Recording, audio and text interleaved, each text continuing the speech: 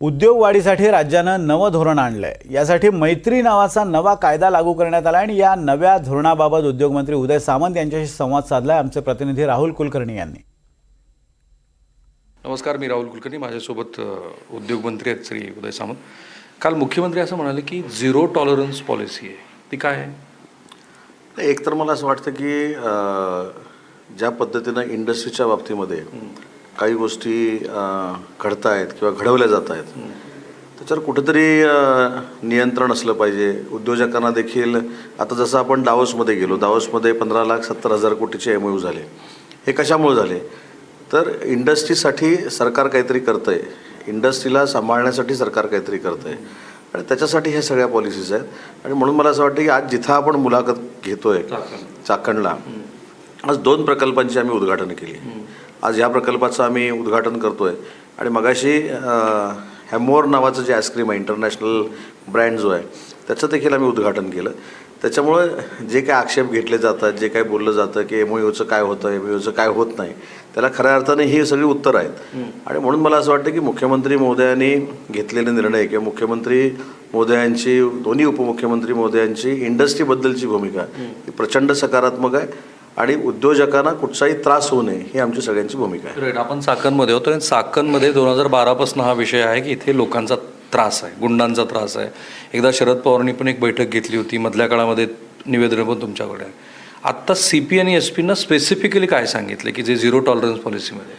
नाही, 100% CP SP माझं तर म्हणणं की कॉन्स्टेबलपर्यंतची भूमिका ही अशी असली पाहिजे की उद्योजकांच्या बाबतीमध्ये दबावात्मक खेळ कोण खेळत जर असेल, त्यांना छळण्याचा कोण प्रयत्न करत असेल, त्याचा परिणाम त्यांच्या इंडस्ट्रीवर होत असेल तर माझं म्हणणं नुसतं CPपुरतं मर्यादित नाही आहे, SPपुरतं मर्यादित नाही आहे।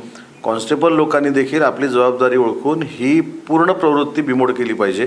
कारण शेवटी ग्रासरूटला उद्योजकांबरोबर किंवा त्या कर्मचाऱ्यांबरोबर काम करणारी व्यक्ती कोण असते तर कॉन्स्टेबल असते, इंचार्ज असतो। त्या इंचार्जची कॉन्स्टेबलची देखील जबाबदारी आहे, फक्त CPची जबाबदारी नाही। पूर्ण उद्योजकाला संरक्षण देणं, त्यांना सुरक्षित ठेवणं ही पोलीस डिपार्टमेंटची 100% जबाबदारी आहे। काल मुख्यमंत्र्यांना हा प्रश्न विचारला गेला की एक्स्टॉर्शन आहे उद्योगपतीकडनं आणि ते म्हणाले की मध्यम पातळीवरचे राजकीय नेते हे करतात, वरच्या लेवलवरचं त्यांचं काय, तुमचा अनुभव काय आणि ह्या नेत्याबद्दल काय करणार? तर त्याच्यामध्ये ते असं पण म्हणाले की ज्यावेळी सरकारमध्ये एखादा पक्ष येतो तेव्हा ही प्रवृत्ती जी आहे ती त्या सरकारशी जवळीक साधायला सुरुवात करते, त्या पक्षामध्ये जायला सुरुवात करते आणि त्या पक्षाचं नेतृत्व आमच्यासोबत आहे असं दाखवून लोकांना छळण्याचा प्रयत्न करते। पण मी आपल्याला 100% सांगतो की अशा पद्धतीची प्रवृत्ती आम्ही ठेचून काढू। शेवटी आमच्या पक्षाची देखील काही नियमावली आहे, आचारसंहिता आहे।